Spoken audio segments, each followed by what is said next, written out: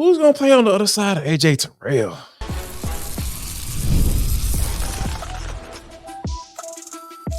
This is the Atlanta Sports Party, part of Locked On Sports Atlanta on the Locked On Podcast Network. Your team every day. Welcome into our Atlanta Sports Party, your home for the best Atlanta sports talk. It's local insight you can't get anywhere but right here at Locked On. I'm your host, Tenitra Batiste, and alongside me is Jarvis Davis. The Atlanta Sports Party is part of the Locked On Podcast Network, your team every day. We'll talk about some big decisions being mulled over in Sandestin and around the metro, and we'll talk about maybe even bigger decisions being considered in downtown Atlanta and up in Cobb County in the deep dive. But first, let's download on how things are looking on defense in Flowery Branch. Jarvis, as the Falcons continue to ramp up for training camp, what to you is the most intriguing training camp position battle to keep an eye on? You know what? It has to be that corner opposite of AJ Terrell, because he's like, we've talked about this ad nauseum as far as, so I don't know about you, but I am so tired of them spinning the wheel as to, who's going to be a player opposite of AJ Terrell, because it's been veteran guys, and it's been guys that, young. We saw Clark Phillips step into that role last year. Yep. Like, I don't feel like, although I feel like he did a decent job, I don't think that's a permanent spot for him. I feel like he's a guy that can slide into that nickel spot. I feel like that's a spot for him, but you also have D Alford right there, right? Yeah. And I even heard Raheem Morris, I don't know if he meant to say this, he said D may be working a little bit at the safety position. So there's just so many intriguing underlying storylines as just far as, okay, I understand that, you didn't address the cornerback position specifically in the draft, right, early on, right, because that's what everybody wanted them to do, including myself. But you did bring in a lot of dudes, like a lot of guys that look the same. And Jimmy Lake even talked about that as far as long, athletic guys that, more than likely they want to get up there and play a little man coverage, be able to put their hands on wide receivers and redirect those guys and throw the timing off on all these offenses who want to throw the ball all over the yard, right? So I think right now it has to be that corner opposite AJ Terrell. And I feel like it is going to be an interesting battle come training camp once you start putting the pads on. Yeah, I think that's a really good point that you make, because when you said, looking at the possibility of having Clark Phillips more operate in that nickel position than anything, it kind of reminded me of the experiment that was there with Isaiah Oliver, and how you kind of had to keep having iterations of where do we put him? And it seems like Dean Pease kind of figured it out, and he was thriving, of course, before the injury, came back, still did some solid work, and of course landed himself a nice little gig with the San Francisco 49ers. But think about all of what the Falcons had to go through during that experimentation period with Isaiah Oliver, and it finally feels like we're back there again, where, because to your point, ideally you would have gone with an edge in the first round, but right there at 1B in everybody's heart, mind, spirit was the position of corner, and then it didn't happen. So I can recall hearing Jesse Bates III talk about the fact that he's confident that Terry Fontenot and Raheem Morris are not finished as far as that position goes. But here's the question, Jarvis: how not? Because, where are you going to go as far as free agents go now? I know some of these guys are off the board because, they've been able to re-sign with their current teams, or they've been able to sign with other teams. But when I look down the list, and I pulled this tracker, this is like the most recent tracker that came out from May 23rd. So there haven't been any updates, as probably going to get the updates literally later today after the show. Usually they come up later on in the night, right? So I was thinking about this, Jarvis. If you look at the list of quote unquote best available corner free agents, unless there's something like a trade, like what happened with Jesse Bates III, where are you going to get that person from? And I'm going to make you laugh, by the way. I know you don't want to go back to Fabian Moreau. No. No, he the reason why I came up with that spin the wheel. Right. He the reason why I came up with that. No, I want to see him over there. No more. Right. Or Eli Apple. No, thank you. And then you've got some guys, right? Then you've got some guys who are probably pseudo serviceable. Like they've got the list of Xavier Howard and Adoree Jackson and Keon Crossan, et cetera, et cetera. And like I said, you got some guys on that list that we know for sure are gone. But honestly, Jarvis, that list is not very appealing. That list is not very appealing. It's probably going to be something to the fact where we know we're moving closer to June 1st. And there may be some opportunities there as far as like people falling off the list for or falling off the roster for the Falcons and their opportunities to save for cap space. Or it may be the case that you get that for some you take advantage of that happening for other teams. But ultimately speaking, Jarvis, that's where my mind is going to be. And that's where my look is going to be like, where are you and how are you going to fill that particular position? Now, the other piece is this. All of our attention, for the most part, has been on the offensive side of the ball this entire offseason. But it really makes you, with your point about that corner position and any battles at that position, it makes you look at, well, what does success look like for this defense and also for Jimmy Lake in his first year as a defensive coordinator? Because certainly that gives him a challenge as far as how he's going to shore up his secondary. Yeah, it has to be development. Development has to be the key because these guys are used to changing out in and out of systems and everything. So, what they've had, 3 different defensive coordinators in the past 3 years. We're talking about Dean Pease, Ryan Nielsen. Yeah. So you have, several different type of systems. So these guys should be used to adjusting to the system. So I'm not too concerned about that, right? Cover 3 is cover 3, cover 4 is cover 4, man is man, right? You can call it something different, but it is what it is. I think just the development piece, that's what's been missing because the Falcons have drafted guys and like, oh, yeah, they're projects and you're going to have to coach them up. And then we're sitting around 2 or 3 years later like, hey, yeah, they're projects still. We got to coach them up. Jarvis, that's projects coming from the deep rounds all the way up to the higher rounds because you're absolutely right about having to coach guys up. No offense, but I mean, we're still coaching up Arnold WKT, who you moved up to get. Right. So I think for Jimmy Lake, if he wants to make an impact and he wants to make a difference, he was like, man, I know I like Ryan Nielsen. I don't know about anybody else. I like what he was doing. I like the whole rotation piece. I love his energy and everything what he brought to the table and having that base as far as being a defensive line coach. I think that worked wonders for him last year, and we saw some guys like really thrive in that system. If Jimmy Lake wants to make an impact, he would develop those guys. I call them the 4, right? I'm talking about, Brandon Dorlus, Braylon Trice, Rook Aurora, more so Rook because he that second round pick they traded up and gave up a third round pick to move up and go get him, and also Zion Logue, Oh, it's Logan or Luigi? Logan. But yeah, Zion Logue. So if he can develop those guys to where we're looking at not all of them, maybe 2 or 3 of those guys and saying, you know what? I understand why they drafted those guys. So if they and if we're looking at the end of the season and those guys are 3 and 4 and 5 and 6 sacks, a piece. Yeah. Hey, like okay, Jimmy, he knows what he's doing in his first year as defensive coordinator. Yeah, and Terry Fontenot knows what he's doing in his role of picking them from the GM perspective. Speaking of Brandon Dorlus, in a recent article, SB Nation named 6 2024 NFL draft sleepers that soon could become household names, and they named Brandon as one of those 6. So do you think he is this class's sleeper pick for Atlanta, or is there another one you think might become that guy this season? I mean, if you ask me about a sleeper, like my mind immediately goes to Braylon Trice. Because I know a lot of people like because I really feel like that is the guy that I feel that is going to shine out of this group. Like I said, there's some development, needed as far as Rook Aurora goes. You could definitely see the potential, but for me, it's Braylon Trice because he's the guy that he has those necessary tools where you can say probably 3 or 4 years down the road, like, man, they got this dude in the 3rd round. Right. Oh, sign me up, right? Yes, sir. Yeah. So, but there's something there with Brandon Dorlus too, right? Because there's a quiet confidence that he has. Just talking with him out there, OTAs and rookie minis.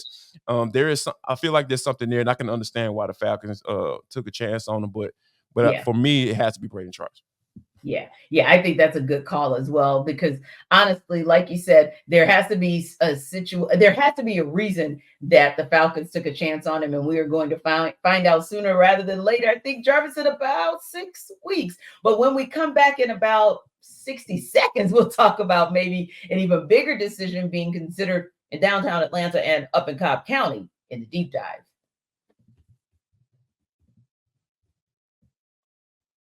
All right, guys, we're moving into for the NBA and the NHL. We're into their final fours and they're trying to get to their championship teams, but there's still plenty of time to make all the bets that you want because you can do it with FanDuel. Now, winner take all is the situation in the NBA and the NHL, and FanDuel is giving you a shot to bring home a big win of your own. As you guys know, our own Atlanta Metro and UGA alum Anthony Edwards has all of a sudden gotten his troops rallied, and it's seemingly a series with the Minnesota Timberwolves and Dallas Mavericks. According to FanDuel, the Minnesota Timberwolves are plus 420 in the possibility of them moving on to the Western Conference, the NBA Finals, and the Dallas Mavericks are at minus 560. And then you switch over to the NHL, and the Panthers are trying to make it a series where they are looking at a spread of minus 1.5, and the New York Rangers are looking at a spread of plus 1.5. And of course, Edmonton, the Oilers, Dallas, the Stars are playing tonight. Oilers plus 1.5, Dallas minus 1.5. So if you want to get in on the action on both the NBA and NHL side of the postseason house, here's where you do it. And new customers can get $150 in bonus bets with any winning $5 bets. That's the spreads, the money lines, the player props, and more that we just talked about. So you visit FanDuel.com/locked on, and that's how you can make every playoff shot count. Again, it's FanDuel.com/locked on to make every playoff shot count because FanDuel is America's #1 sportsbook.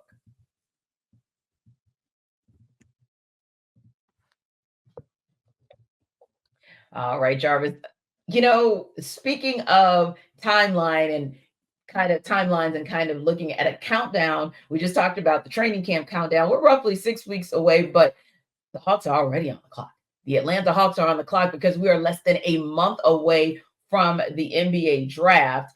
And Landry Fields has some big decisions to mull over on the future of this Hawks team and arguably the future of this franchise, because that's what it comes down to when you land a #1 pick in lottery. So, Jarvis, put your GM hat on, and you've got a couple of options to figure out over this next month on how you're going to fix this team. Are you going to trade Trae Young? Are you going to trade Dejounte Murray? Going to trade Clint Capella? You're going to trade that #1 pick?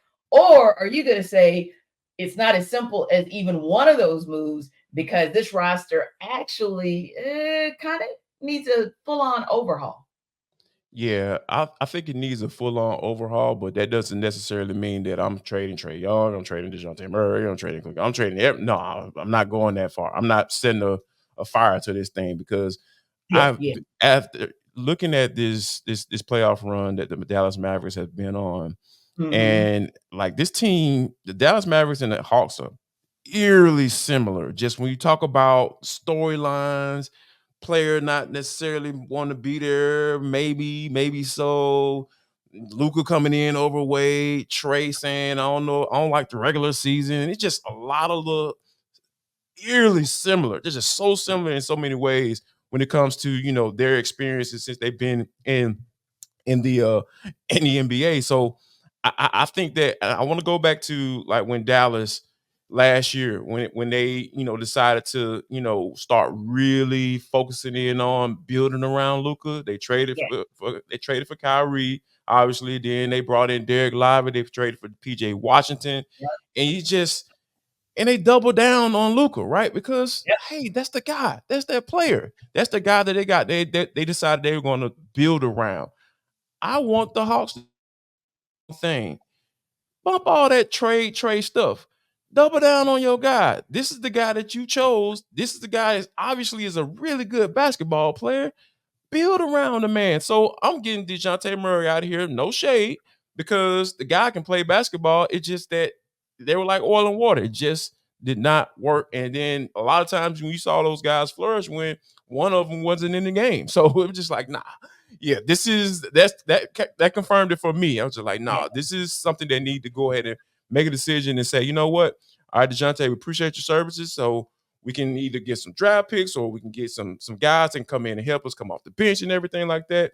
So I think that's kind of where I am right now. That's where I would start. I would start by saying Trae is going to be here, and we're going to build around him. So, and then that immediately starts when we get Dejounte Murray up out of here and try to figure out what the direction of this team and try to add some talent. Yeah, and for me, I don't know. I kind of sit on the fence between whether or not you part ways with Trae Young and Dejounte Murray because of where the league is going in relation to having the ability to defend the wing. And that is so critical, really, at all 5 positions. And if you don't get at least 2 or 3 of your starters to be able to effectively defend on the perimeter, I mean, let's just be honest. That's how the Minnesota Timberwolves went in the hole, because nobody, of course, Chris Finch made that decision, but Rudy Gobert showed his ineptitude at being able to come out to the perimeter and guard Luka Doncic, speaking of him. But that said, I'm on the fence on which way to go, but I'll tell you where I think the Hawks will go and why.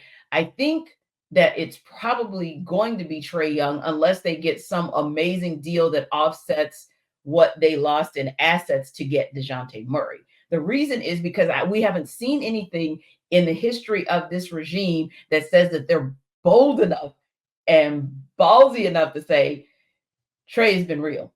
Now, Trae and his people may say Hawks has been real. That's a whole other scenario. They decide to move on. But I don't see the Hawks deciding to move on, only because, again, if we look at the history of this current regime, we don't see any bold moves like that, where the quote unquote franchise player is somebody you've decided to move on from. So in my scenario, they keep Trae just for different reasons and maybe in a scenario, but I think we both land in the same spot. Also, real talk, there have been conversations that have abounded off the record where this is just not yet a destination for free agents. So if you're not going to be able to land any of the top tier free agents, especially because you also have kind of a reputation of not wanting to mess with that apron, if you will, then ultimately speaking, your best way.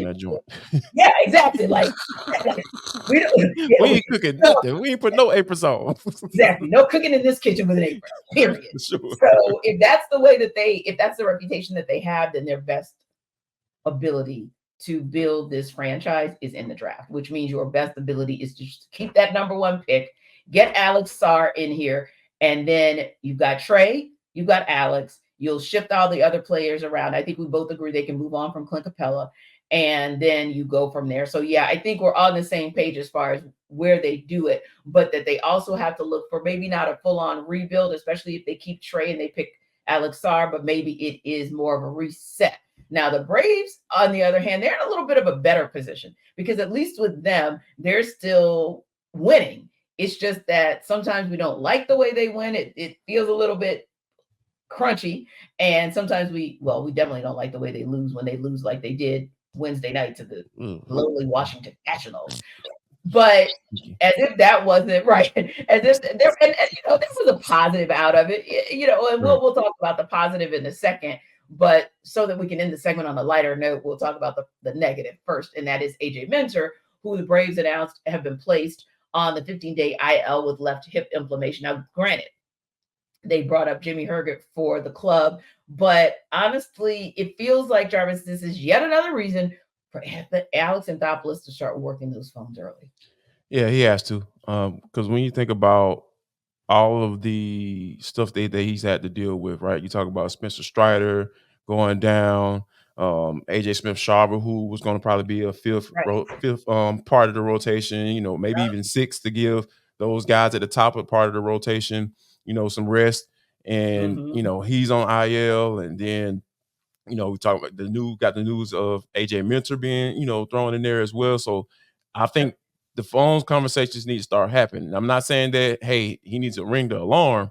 I'm not saying that by any means, because like you said, we've seen Chris Sale shift up to, that number 2 guy. We've seen Max Fried look like the ace that we thought he would be coming into this year.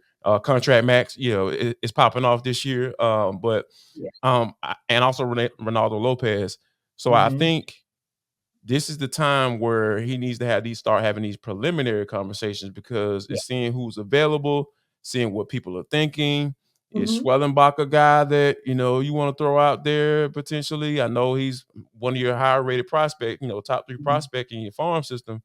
I don't know if you're necessarily ready to do something like that, but you at least have the conversations, right? Because, that's kind of where you are, because what you don't want to happen is you kind of rest on your laurels, and, like people, with me included, I get a little upset about that, because, hey, man, I understand Ronald Acuna is a big piece of this doggone team. He's the heart and soul of this squad, but you still got enough talent that's under contract to get this thing doggone done. Indeed. And you're absolutely right. There are some decisions to make, because do you look at what Schwellenbach was able to do in his first starting appearance in the majors, where he was able to go, 5 innings, gave up just 5 hits, 3 earned runs, which, hey, that's not bad in today's majors, because he also had 5 strikeouts and only walked 1. So it could show him as someone who gives you a little bit of leverage to deal. But then again, when you get word that Owen Murphy, and we're going by the jumps that we've seen various players make. I think I saw a stat that said this was like the 24th jump, Schwellenbach, of making those jumps that are, the 2A jumps, right? Right. So now you're in a situation where Owen Murphy is down. Got to go in for Tommy John. So you really think to yourself, okay, what if another one of those situations happens again, where a prospect that could have made the jump and could have helped out this pitching staff is not available? Man, yeah, you got to think that Alex Anthopoulos is going to be on the horn early, because what you just said about Minter, what we said about Smith-Shawver, now what we're talking about with Owen Murphy makes you think, hey, you might want to shore things up before they get so bad that you're now not in a position where you have the ability to leverage to get what you need. Yeah, and that's the thing, like, because you never want to, in those conversations, you never want to seem like you're desperate, like you need to make a move. And a lot of times, the general managers on opposing teams, a lot of times they're going to try to take advantage of that, right? And we know Alex Anthopoulos is not going to be pressured into making a move. That's just not how he rolls. So he's always thinking ahead. So I really feel like he's probably already started this process because of the foresight that he's always had in the past, right? And we understand what he was able to do in 2021. I know for me, I thought about that, like, hey, they did it without Ronald nephew before, so hey, let's get this thing done. I know it's not that easy, but like there's a precedent that has been set. Like, hey, our big time player goes down, that don't mean we're down and out. So hey, you shown us that before. It's time to do it again. Yeah, exactly. And the thing about it is, like you said, get on top of it early and sooner rather than later, because ultimately speaking, I think if you were to compare 21 to 24, you have more injuries that you're dealing with than maybe you had that last time. And I don't know about you, but I always felt like in 2021, the Mets were pretenders and not contenders. But this Phillies team, they're contenders. And so now the game of catch up is a little bit tougher than it was even back in the 2021 run to the World Series. When we come back, we'll talk about some big decisions that also have to be mulled over in Sandestin and around the Metro.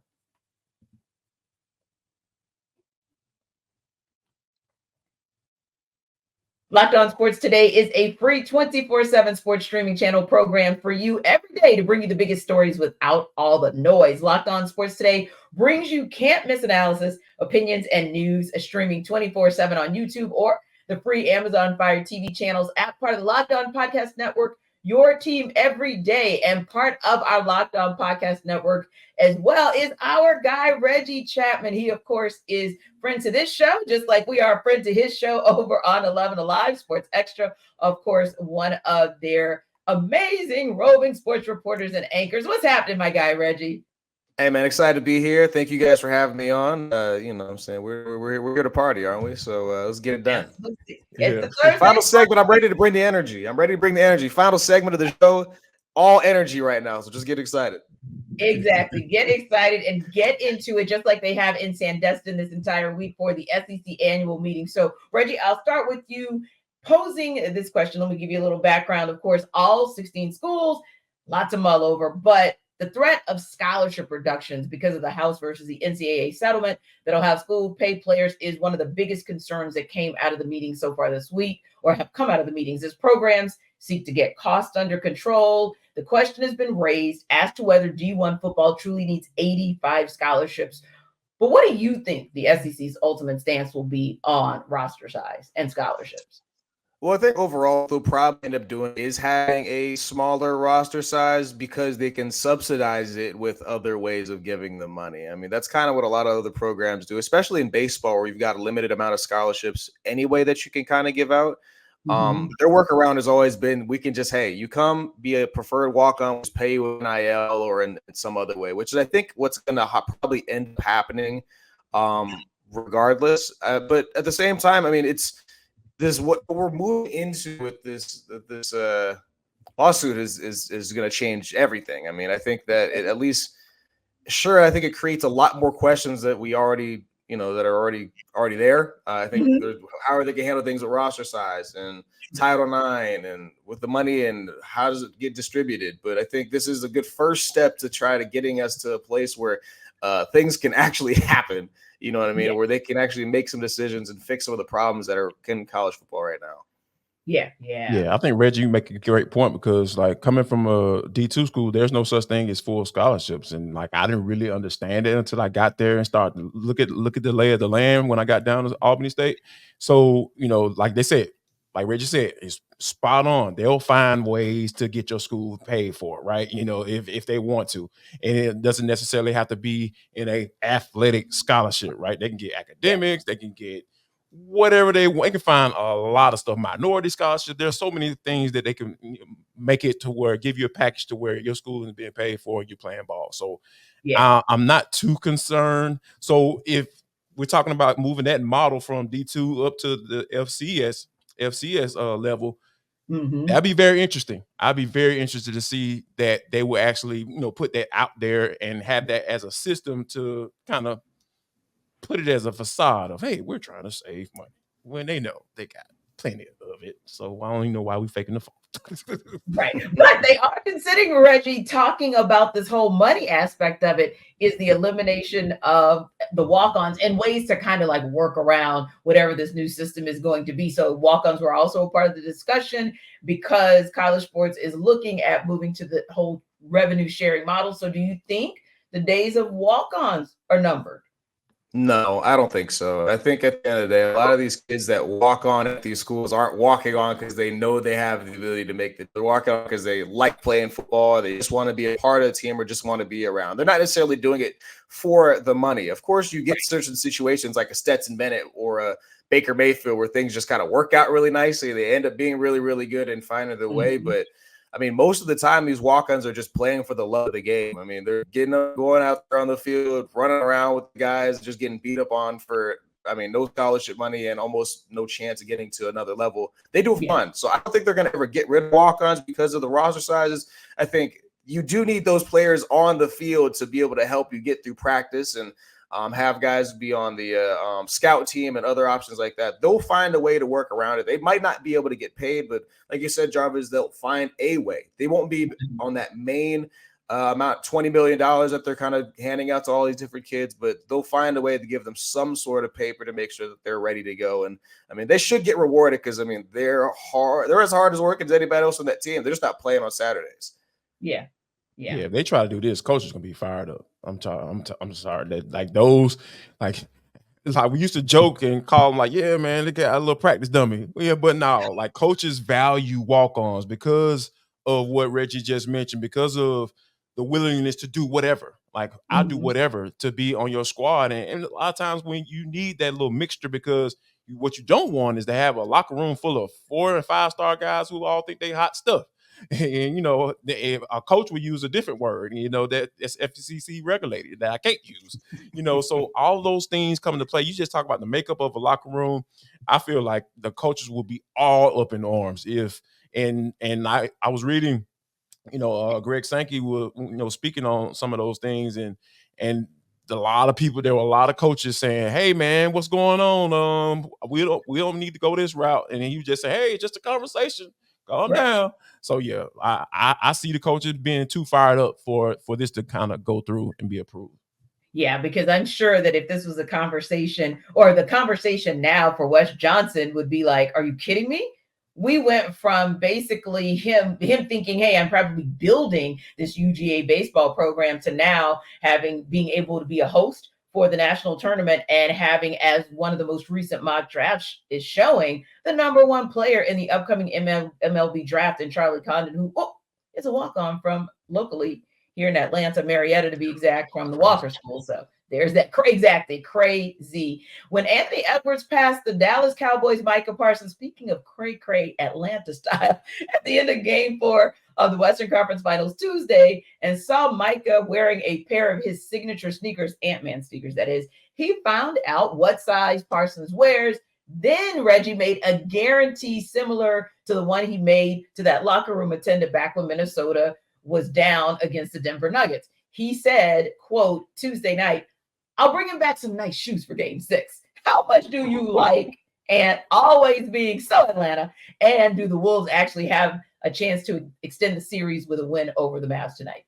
Yeah, his answers are very different because I think it's the opposite direction. Look, first off, Anthony Edwards, man, absolutely love that kid, man. 22 years old, has all of the confidence in the world. I mean, you hear all the little comments talking about how he's baby Jordan, this, that, and the other. I think it's a little early for that comparison, but you can see a lot of the same things that Jordan was doing, whether it's the athleticism, the energy, the competitive nature, how he's getting in people's faces and making sure they're play. I mean, Edwards is on a team with Karl Anthony Towns, who, I mean, gets a lot of haters, and I used to be one of them.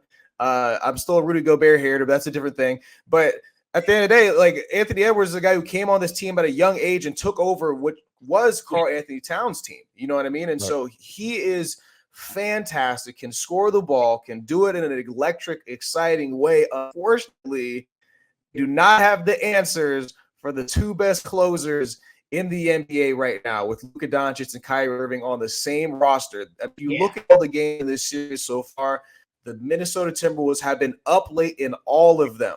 This last game, they finally figured it out and were able to hold on. But the first three, it was Luka time and it was Kyrie time. And both of them went crazy in the fourth quarter and got them a win. And I think that is really just the difference. Anthony Edwards is about a year or two away before he really, I mean, even then, he'll still only be 24 years old. When it's 2 years out, he'll have another playoff run under his belt, go into another one. I could say in 2 years, depending on what they do with their roster, what they decide to do with Karl Anthony Towns, who I think would be a great addition here to Atlanta if he was available.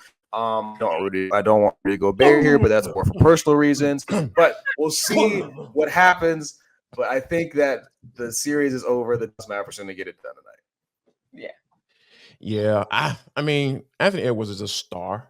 I mean, like, you can't. It's one of those intangible things that you just know it when you see it, right? And you can't describe how. You know, I know part of it is because, hey, man, the dude is just from Atlanta. That's baby. And I was listening to a podcast. They were talking about how, you know, Cam was like the representative. We talked about representative T before we got started, right? Like, who's the dark skinned delegate for right now? Today is Idris Elba. You know, we came to that conclusion. You know, now I feel like Anthony Edwards is the delegate for Atlanta. Like, who's Atlanta? Like, Cam he had that title. It's transitioned to Ant-Man, because Ant-Man is just, like, you can't explain it. Like, and I'm from Atlanta, and I can't explain it. Like, the dude just from Atlanta, and that's it. And that's who he is. It's hard to explain. I literally went up to Cleveland a couple years ago to interview two people, Trae Young and Anthony Edwards. And the Trae Young interview was great, but the Anthony Edwards interview was so fun. I mean, I literally walked away saying, man, they don't know what hit him. The league,